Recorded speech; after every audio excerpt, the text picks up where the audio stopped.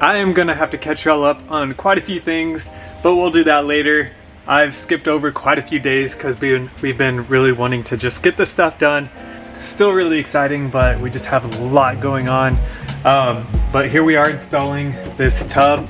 I got a new drain and stuff down here. A whole new little drain kit for the tub. But yeah, today, let's install the tub.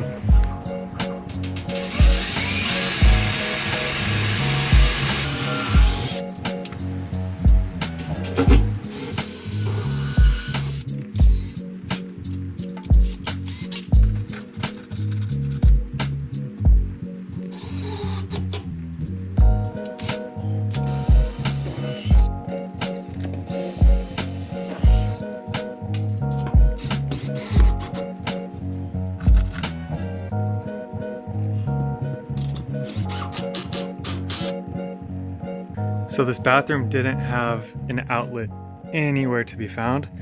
So I'm installing a new one here, running it to the vanity light. And so what's gonna happen here is if I turn the switch on, which I should have that off right now while I'm working on it.